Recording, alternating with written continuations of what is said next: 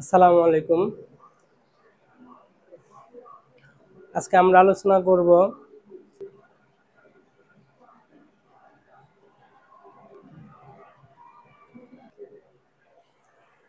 আলোচনা করব আয়নীকরণ শক্তি বা বিভব বা আয়োনাইজেশন পটেনশিয়াল। এটা পর্যায় ভিত্তিক কি সম্পর্ক এবং গ্রুপ ভিত্তিক কি সম্পর্ক, ইলেকট্রন বিন্যাস দিয়ে আমরা খুব সহজেই এটা ব্যাখ্যা করতে পারি। যে আয়নীকরণ শক্তিটা হচ্ছে যে কোনো ধাতব মৌলের গ্যাসিয়াস অবস্থা থেকে তার সর্ববহিঃস্থ স্তর থেকে ইলেকট্রন অপসারণ করে ক্যাটায়ন আয়নে পরিণত করতে যে শক্তির প্রয়োজন হয় সেটাকে বলা হয় আয়নীকরণ শক্তি। তার মানে হচ্ছে যে ইলেকট্রন সরাতে কিসের প্রয়োজন হয়? শক্তির প্রয়োজন হয়। আর সেই শক্তিটাই হচ্ছে কি প্রয়োজনীয় শক্তিটাই হচ্ছে কি আয়নীকরণ শক্তি। যেমন ম্যাগনেসিয়াম যদি একটা ইলেকট্রন ছেড়ে দেয় ম্যাগনেসিয়াম প্লাস হবে, ম্যাগনেসিয়াম দুইটা ইলেকট্রন ছেড়ে দিলে ম্যাগনেসিয়াম 2+ হবে। এবং ম্যাগনেসিয়াম এই একটা ইলেকট্রন ছেড়ে দিতে যে শক্তির প্রয়োজন হয়, অর্থাৎ প্রথম ইলেকট্রন ছাড়তে যে শক্তির প্রয়োজন হয়, এটাকে প্রথম আয়নীকরণ শক্তি বলা হয়। এবং দ্বিতীয় ইলেকট্রনটা যখন ছাড়বে সেটাকে বলা হয় দ্বিতীয় আয়নীকরণ শক্তি। তো সাধারণত আয়নীকরণ শক্তি বললে আমরা বুঝবো প্রথম আয়নীকরণ শক্তি। প্রথম আয়নীকরণ শক্তিতে যে শক্তির প্রয়োজন হয়, দ্বিতীয় আয়নীকরণ শক্তিতে শক্তিটা আরো বেশি লাগে। এখানে আমরা এইভাবে লিখতে পারি, ডেল এইচ কিলোজুল পার মোল। টেম্পারেচার শক্তির পার্থক্যটা, শক্তিটা কতটুকু লাগবে? 738 কিলোজুল পার মোল। 1 মোল ম্যাগনেসিয়ামের গ্যাসিয়াস অবস্থা থেকে একটা ইলেকট্রন সরাতে 738 কিলোজুল পার মোল শক্তির প্রয়োজন হয়। আর এই ক্ষেত্রে হবে 1450 কিলোজুল পার মোল। তাহলে দ্বিতীয় আয়নীকরণ শক্তিটা কি বেশি লাগলো প্রথম আয়নীকরণ শক্তির চেয়ে?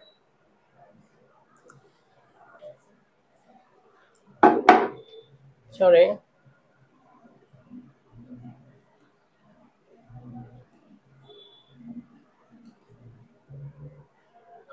পরীক্ষায় এভাবেও দিতে পারে যে এই ইকুয়েশনটাকে আমরা এভাবে লিখতে পারি, ম্যাগনেসিয়াম ইলেকট্রনটা এই পাশে দিলে মাইনাস, ওই পাশে দিলে কি হবে? তাহলে প্লাস হবে। এবং এটা যদি এই এনার্জিটা এই পাশে নিয়ে আসি, প্লাস আছে, এই পাশে আনলে মাইনাস হবে।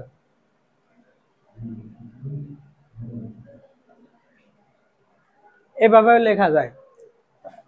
ম্যাগনেসিয়াম +1 মানে একটা ইলেকট্রন ঘাটতি আছে, তাহলে একটা ইলেকট্রন যোগ করলে সে আগের অবস্থায় আসবে। অথবা ম্যাগনেসিয়াম স্বাভাবিক অবস্থা থেকে একটা ইলেকট্রন বিয়োগ করলে প্লাস হয়ে যাবে, অর্থাৎ ক্যাটায়ন হয়ে যাবে। তাহলে কোনো ধাতব পদার্থের বা কোনো মৌলের তার গ্যাসিয়াস অবস্থা থেকে 1 মোল গ্যাসিয়াস অবস্থা থেকে একটা ইলেকট্রন অপসারণ করে ক্যাটায়নে 1 মোল ক্যাটায়নে পরিণত করতে যে শক্তির প্রয়োজন হয়, সেই শক্তিটাকে বলা হয় আয়নীকরণ শক্তি বা প্রথম আয়নীকরণ শক্তি অথবা আয়োনাইজেশন পটেনশিয়াল।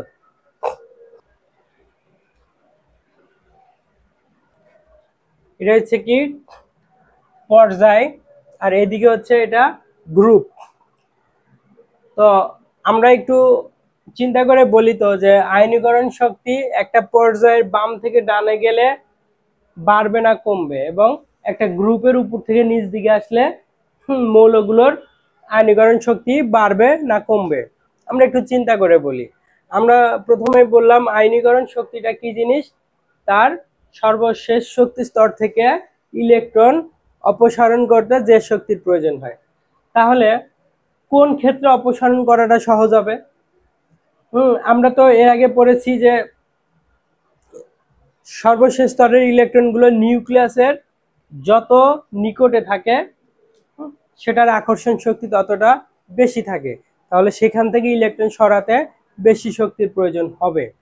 তাহলে একটা পর্যায়ের বাম থেকে ডানে গেলে কি হয়, স্তর সংখ্যা আমার কি থাকে, একই থাকে, কিন্তু সর্বশেষ শক্তি স্তরে কি হয়, ইলেকট্রন সংখ্যা যোগ হতে থাকে।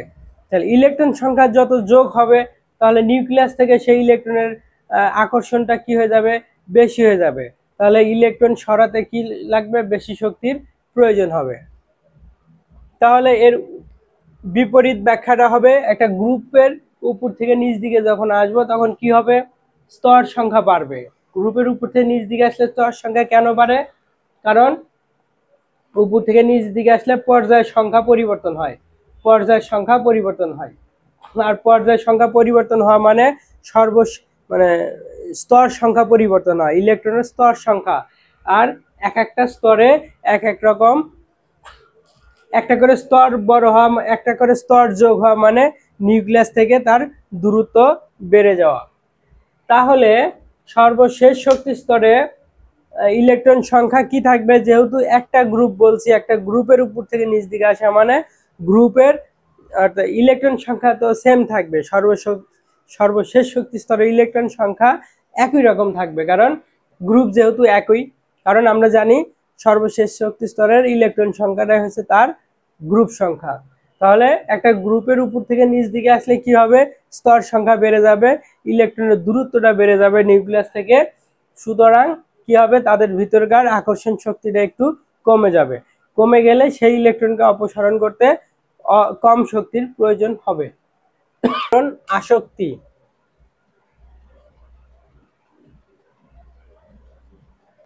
ইলেকট্রন আসক্তি, ইলেকট্রন আসক্তিটা আয়নীকরণ শক্তির বিপরীত। আয়নীকরণ শক্তিতে ইলেকট্রন অপসারণ হয়, আর ইলেকট্রন আসক্তির ক্ষেত্রে ইলেকট্রন কি হয়, যোগ হয়।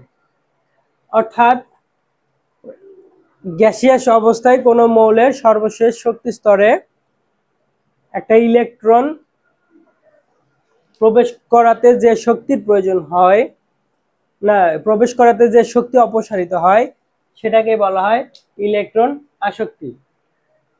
তো ইলেকট্রন যোগ হওয়ার সময় শক্তিটা নির্গত হয়, আর ইলেকট্রন চলে যাওয়ার সময় কি হয়, অর্থাৎ ইলেকট্রনকে অপসারণ করতে শক্তির প্রয়োজন হয়, আর ইলেকট্রন যোগ করতে শক্তি নির্গত হয়। এটার কারণ কি, কারণ হচ্ছে ইলেকট্রন তড়িৎ, ইলেকট্রন ঋণাত্মক আধান বিশিষ্ট, এবং ইলেকট্রন একটা এনার্জি, একটা শক্তি। এটা যখন কোনো সর্বশেষ শক্তি স্তরে যোগ হবে, এর অর্থ হচ্ছে যে সে ওই মৌলের সর্বশেষ শক্তি স্তরে যোগ হয়ে ওই মৌলটাকে স্থিতিশীল দিবে। অর্থাৎ ওই মৌলটা স্থিতিশীল হওয়ার জন্যই কোনো একটা ইলেকট্রন সে গ্রহণ করবে। তাহলে সে এনার্জিটা ছেড়ে দিয়ে কোনো একটা মৌলের স্থিতিশীল অরবিটালে গিয়ে অবস্থান নেবে। এই জন্য ইলেকট্রন প্রবেশ করাতে, অর্থাৎ ইলেকট্রন শক্তি নির্গত করে কোনো অরবিটালে প্রবেশ করে।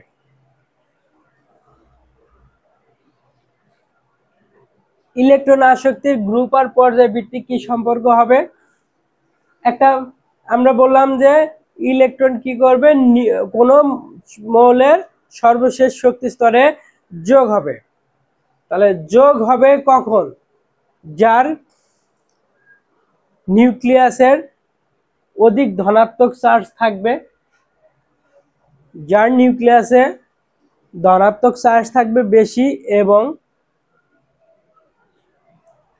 সর্বশেষ শক্তি স্তরটা নিউক্লিয়াসের যত কাছে থাকবে। তাহলে আমরা বলি তো যে একটা গ্রুপ ভিত্তিক কি সম্পর্ক হবে আর পর্যায় ভিত্তিক কি সম্পর্ক হবে। তো একটা পর্যায়ের বাম থেকে ডানে গেলে কি হবে, একটা পর্যায়ে বাম থেকে ডানে গেলে কি হবে, পর্যায়ের সংখ্যা একই থাকবে, কিন্তু একটা করে ইলেকট্রন কি হয়, ইলেকট্রন সর্বশেষ শক্তি স্তরে যোগ হয়, যে কারণে নিউক্লিয়াস কর্তৃক সেই শেষের শক্তি স্তরের বেশি আকর্ষণ থাকার কারণে ওই মৌলের আকার ছোট হয়ে যায়। তাহলে মৌলের আকার ছোট হওয়ার অর্থ হচ্ছে নিউক্লিয়াস থেকে সর্বশেষ শক্তি স্তরের দূরত্বটা কম। তাহলে বাম থেকে ডানে আসলে যে পরমাণুগুলো থাকবে সেসব পরমাণুর ইলেকট্রন আসক্তিটা কি হবে? বেশি হবে, কারণ তাদের আকার ছোট।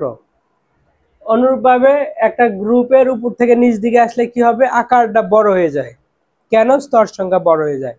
তো আকার বড় হওয়ার কারণে নিউক্লিয়াস থেকে সর্বশেষ শক্তি স্তরের দূরত্বটা বেড়ে যায়, আর এই দূরত্বটা বাড়ার কারণে নিউক্লিয়াস কর্তৃক সর্বশেষ শক্তি স্তরের প্রতি আকর্ষণ দুর্বল হয়ে যায়। এই দুর্বল হওয়ার কারণে তাদের ইলেকট্রন আসক্তির পরিমাণটা কি থাকে? কম থাকে। এই জন্য একটা পর্যায়ের বাম থেকে, একই পর্যায়ের বাম থেকে ডানে গেলে মৌলগুলোর ইলেকট্রন আসক্তি বৃদ্ধি পায়।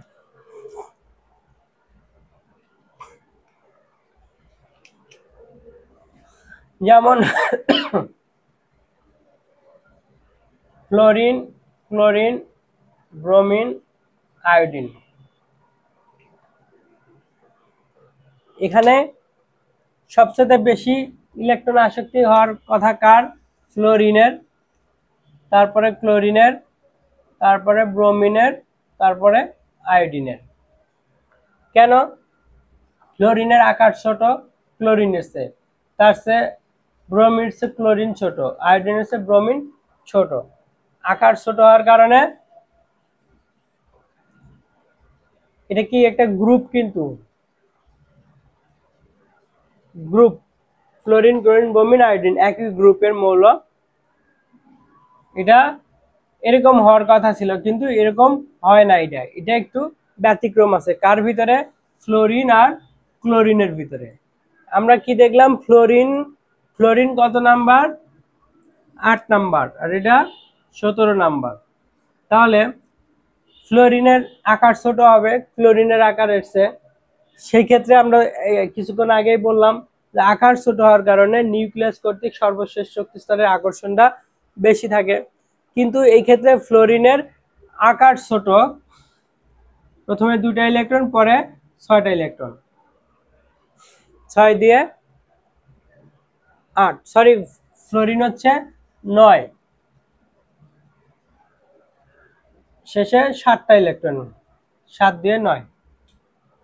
এখন এই ছোট্ট পরিসরে 7টা ইলেকট্রন থাকে সর্বশেষ শক্তি স্তরে, অর্থাৎ এই ছোট আকারের ভিতরে ইলেকট্রন ঘনত্বটা বেশি। ছোট আকার হওয়ার কারণে এই ফ্লোরিনের ক্ষেত্রে ইলেকট্রন ঘনত্বটা বেশি। এই ইলেকট্রন ঘনত্ব বেশি হওয়ার কারণে বাহির থেকে আগত কোনো ইলেকট্রনের প্রতি তার তেমন আকর্ষণ থাকে না। আমরা ইলেকট্রন বিন্যাস দিয়ে যদি দেখি 1s2, 2s2, 2p5, এখানে দেখো সর্বশেষ শক্তি স্তর হচ্ছে কি? 2। এখানে কিন্তু আর কোনো শক্তি স্তর নেই। 2 কিন্তু আর কোনো শক্তি স্তর হয় না, 2s হয় এবং 2p হয়।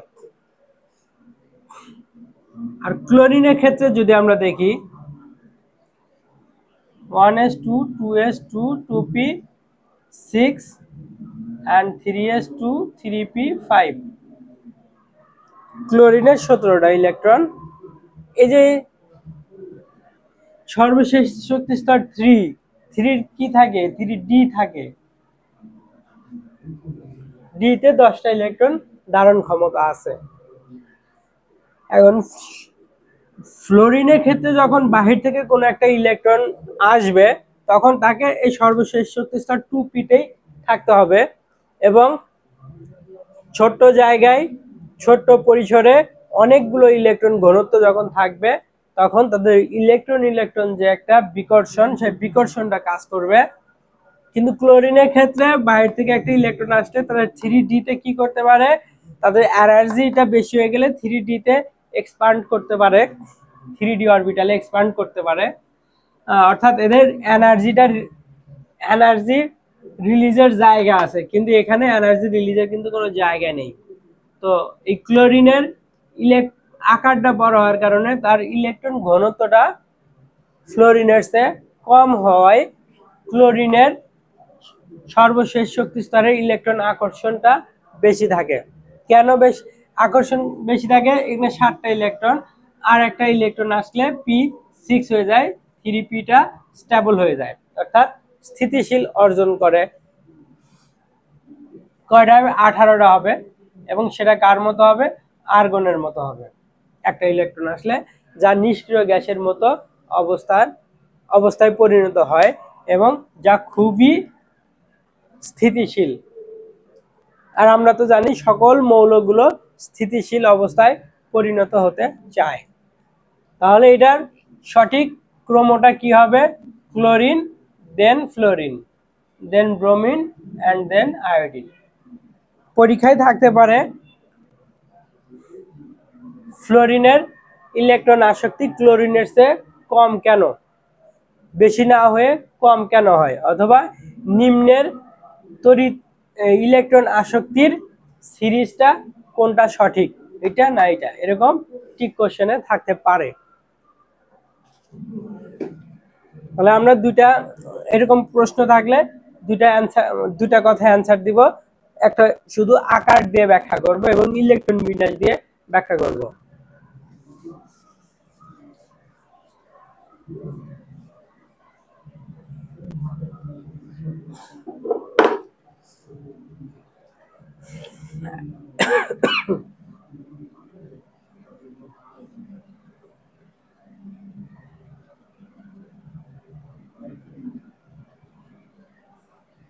তড়িৎ ঋণাত্মকতা।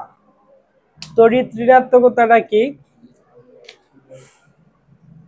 সমযোজী বন্ধনে আবদ্ধ দুইটা মৌলের বন্ধন ইলেকট্রন, সে বন্ধন ইলেকট্রনের প্রতি দুইটা মৌলের ভিতরে যে কোনো একটা মৌলের দিকে সেই বন্ধন ইলেকট্রনটা সরে যায়। অর্থাৎ আমরা এ আর বি যদি দুইটা মৌল ধরি,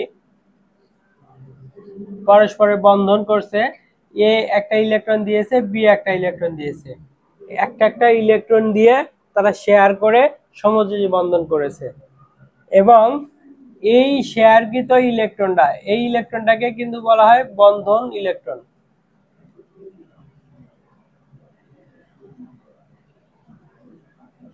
এটাকে বলা হয় বন্ধন ইলেকট্রন।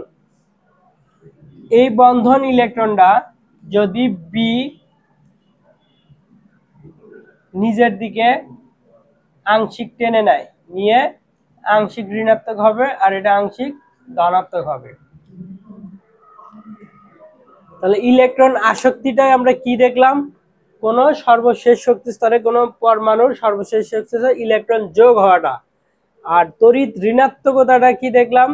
যে বন্ধন যুগলের ইলেকট্রনটা নিজের দিকে আকর্ষণ করার যে ক্ষমতা, এটাকে তড়িৎ ঋণাত্মকতা বলে।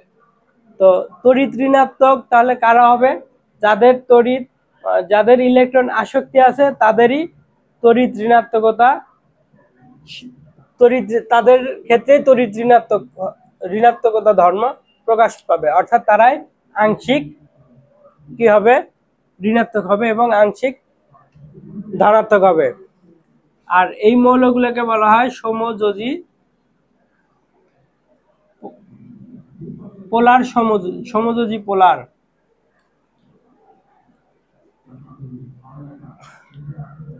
পোলার, এই যে দুইটা মেরু তৈরি হয়েছে, দুইটা পোল তৈরি হয়েছে, এই জন্য তো বন্ধনটা ছিল আমার সমযোজী, আর দুইটা মেরু পোল তৈরি হওয়ার কারণে এটা সমযোজী পোলার।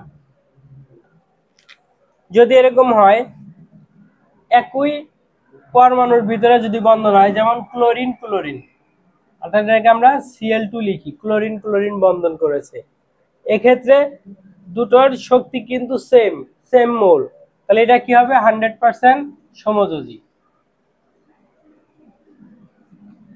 আর সমযোজী গুলা কিন্তু অপোলার হয়।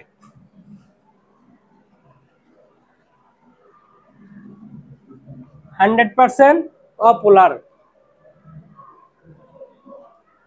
যদি এমন হয় হাইড্রোজেন আর ক্লোরিন হয়, ক্লোরিনের তো এমনিতেই তার তড়িৎ সেটা ইলেকট্রন আসক্তিটা বেশি ক্লোরিনের, সে বন্ধন ইলেকট্রন যুগলটা নিজের দিকে আকর্ষণ করে নিবে, নিয়ে হাইড্রোজেনটা প্লাস হয়ে যাবে আর ক্লোরিনটা আংশিক মাইনাস হয়ে যাবে। আবার মিথেন,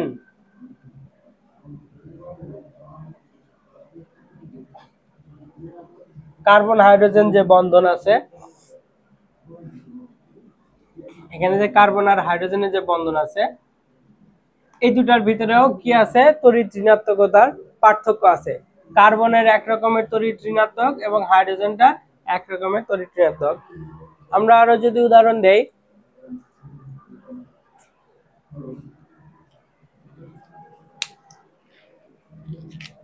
যেমন fluorine 4, chlorine 3, bromine 2.5, iodine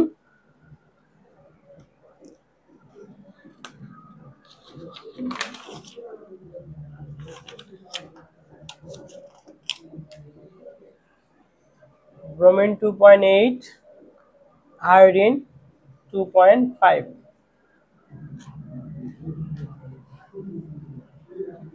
lithium 1.0, beryllium 1.5, boron 2.0, carbon 2.5, nitrogen 3.0, oxygen 3.5।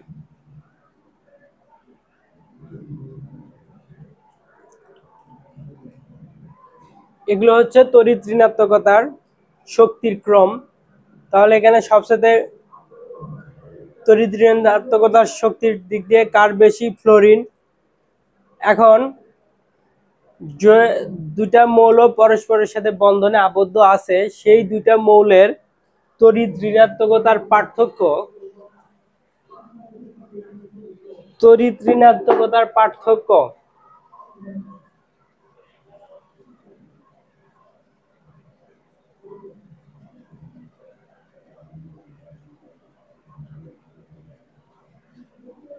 1.7 এর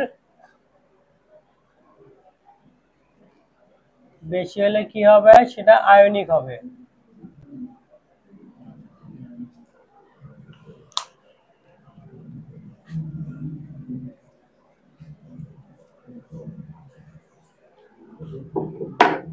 তড়িৎ ঋণাত্মকতার পার্থক্যটা কি?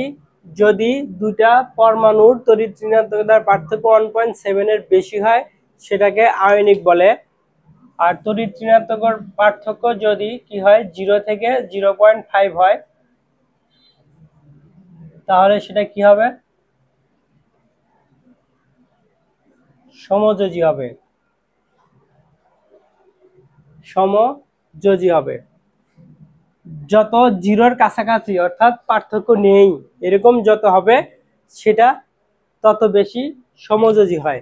যেমন আমরা দেখলাম যে হাইড্রোজেন হাইড্রোজেন যদি করে, ক্লোরিন ক্লোরিন যদি বন্ধন করে, একই রকম শক্তি হওয়ার কারণে তাদের তড়িৎ ঋণাত্মকতার পার্থক্য কত? এখানে 0। যেমন এখানে মিথেন, যেখানে আমরা দেখলাম CH4, এই ক্ষেত্রে কার্বন হাইড্রোজেনের শক্তির পার্থক্য কত হবে? আমরা কি দেখলাম? কার্বনের 2 পয়েন্ট কত দেখলাম? 5। কার্বন হচ্ছে কত? 2.5।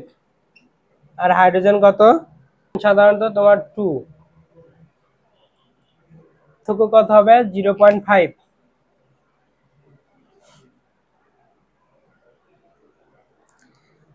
যদি আমরা সোডিয়াম ক্লোরাইড ধরি, তো দেখলাম 3.5। আর সোডিয়াম কত? সোডিয়ামটা প্রায় 1 এর কাছাকাছি। তাহলে এই দুটার ডিফারেন্স কত হবে? 2.5, যা 1.7 এর চেয়ে বেশি। এই কারণে এটা হচ্ছে আয়নিক যৌগ। আর HCl যদি হয়, ক্লোরিন কত? 3.5, হাইড্রোজেন কত? হাইড্রোজেন হচ্ছে 2। তাহলে কত হবে এখানে? 1.5। যদি তড়িৎ ঋণাত্মকতার পার্থক্য কি হয় 0.5 থেকে 1.7 এর মধ্যে থাকে তখন সেটা হয় সমযোজী পোলার, অর্থাৎ আংশিক পোলার, আংশিক ঋণাত্মক এবং ধনাত্মক আয়ন সৃষ্টি করে। তো পরীক্ষায় এই উদাহরণ কিছু থাকতে পারে, নিম্নের কোনটা বেশি তড়িৎ ঋণাত্মক ধর্ম প্রদর্শন করে, নিম্নের কোনটি তো বেশি তড়িৎ ঋণাত্মক ধর্ম।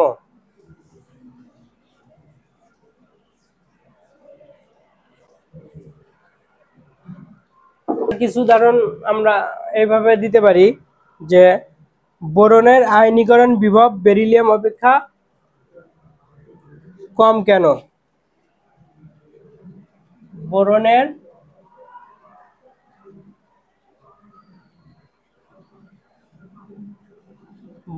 আয়নীকরণ বিভব বেরিলিয়াম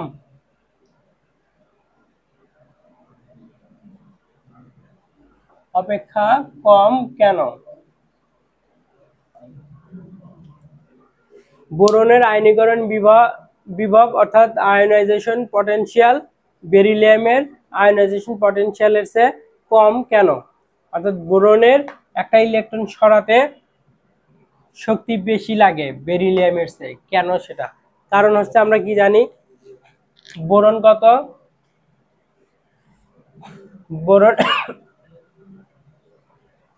বোরন 5, বেরিলিয়াম 4। বেরিলিয়ামের তড়িৎ পারমাণবিক সংখ্যা 4 আর বোরনের 5। তো আমরা এইভাবে বলতে পারি কোন পর্যায়ের বাম থেকে ডানে গেলে কি হয়, আয়নীকরণ বিভব বাড়তে থাকে। যেহেতু বেরিলিয়ামের পরে বোরনের অবস্থান, সুতরাং বোরনের তড়িৎ বিভবটা বেশি হবে, একটা কারণ আমরা দিতে পারি। আর দ্বিতীয় কারণ হচ্ছে আমরা ইলেকট্রন বিন্যাস দিয়ে দিব 1s2 2s2 and 2p xyz। সর্বশেষটা আমরা একটু ভেঙে লিখলাম তাহলে বোঝার জন্য, 2 4 5। আর বেরিলিয়ামটা কি 1s2 2s2।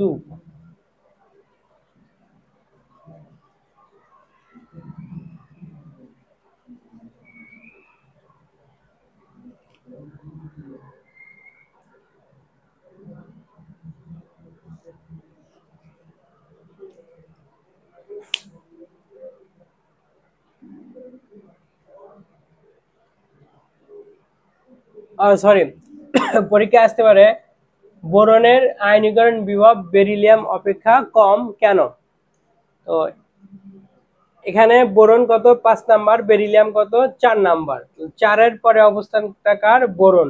তাহলে বেরিলিয়ামের চেয়ে বোরনের আকারটা কি? ছোট, আকারটা ছোট। ছোট হওয়ার কারণে আয়নীকরণ শক্তিটা কিন্তু তার বেশি লাগার কথা, অর্থাৎ সর্বশেষ শক্তি স্তর থেকে একটা ইলেকট্রন সরাতে বেশি শক্তির প্রয়োজন হওয়ার কথা, কারণ সে নিউক্লিয়াসের খুব কাছাকাছি অবস্থান করতেছে, বিদায় আকর্ষণটা বেশি বেরিলিয়ামের চেয়ে। বেরিলিয়াম তো সর্বশেষ শক্তি স্তরে কয়টা ইলেকট্রন আছে? 2টা ইলেকট্রন।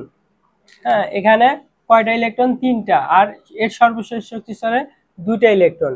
তাহলে নিউক্লিয়াস থেকে কার আকর্ষণ বেশি হবে? যদি আমরা এইভাবে কল্পনা করি, এটা নিউক্লিয়াস, এটা 2টা, আর শেষে কয়টা আছে? একটা ইলেকট্রন আছে। এই একটা ইলেকট্রন, আর এখানে এই ক্ষেত্রে কয়টা ইলেকট্রন আছে?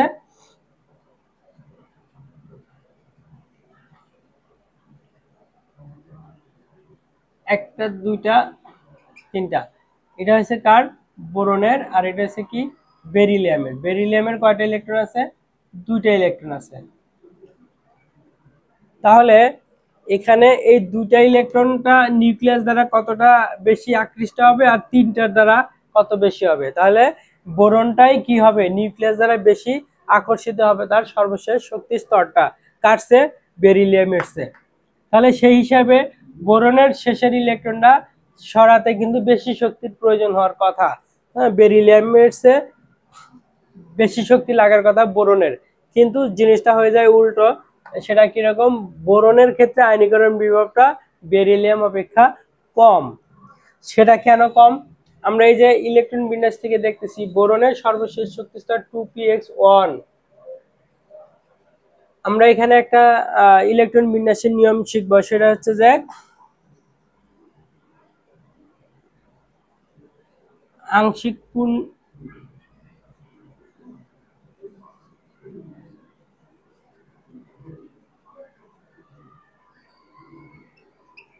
অর্ধপূর্ণ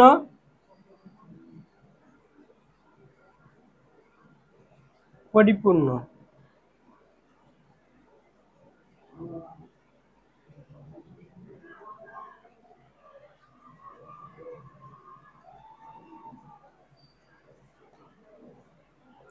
ইলেকট্রন বিন্যাসে আমরা দেখব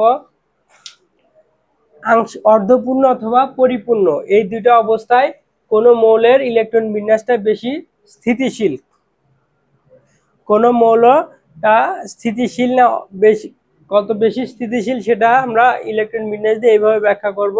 অর্ধপূর্ণ এবং পরিপূর্ণ সর্বশেষ শক্তি স্তরটা, এই দুটো অবস্থায় হচ্ছে তারা বেশি স্থিতিশীল। বোরনের ক্ষেত্রে দেখো, বোরনের ক্ষেত্রে আমরা কি দেখছি, সর্বশেষ শক্তি স্তরে একটা ইলেকট্রন আছে, অথচ এখানে কয়টা ইলেকট্রন থাকতে পারবে, পিতে 6টা, 2 4 6টা। তাহলে সে এই আরো বাকি 5টা ইলেকট্রন প্রয়োজন, 5টা ইলেকট্রনের জন্য এই সে একটা ইলেকট্রনটা ধরে রাখতে চাইবে না, বেশি অস্থিতিশীল। হ্যাঁ, এখানে কিন্তু পি অরবিটালের অনেক শক্তি, যে শক্তিটা লাগে সেখানে আমার একটা ইলেকট্রন ধারণ করে আছে। সো একটা ইলেকট্রনের জন্য এত বড় শক্তি স্তরটা সে সাধারণত রাখতে চাইবে না।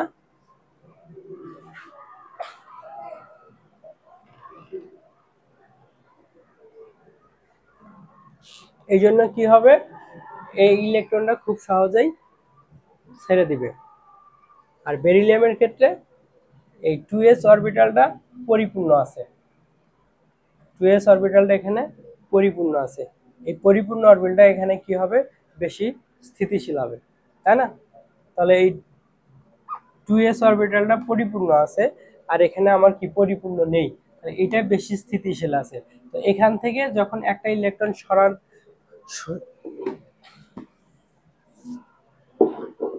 যখন আমরা বেরিলিয়াম থেকে একটা ইলেকট্রন সরাবো তখন কি হবে, 1s2 অন হবে, যা অস্থিতিশীল।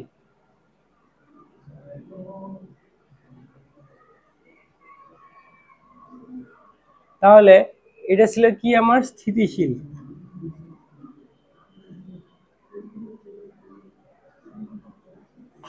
আর এটা কি, অস্থিতিশীল। হ্যাঁ, তাও স্থিতিশীল থেকে অস্থিতিশীল করতে তো বেশি শক্তির প্রয়োজন হবে। আর এখানে ছিল অস্থিতিশীল, এখান থেকে একটা ইলেকট্রন সরে গেলে কিন্তু 1s2 হয়ে যায়, যা স্থিতিশীল। এই জন্য বেরিলিয়ামের ইলেকট্রন যদি সরাতে হয় তাহলে বেশি শক্তির প্রয়োজন হয়, বোরনের ক্ষেত্রে শক্তিটা কম লাগে, কারণ এমনিতে তারা অস্থিতিশীল আছে, একটা ইলেকট্রন খুব সহজেই সরানো যাবে।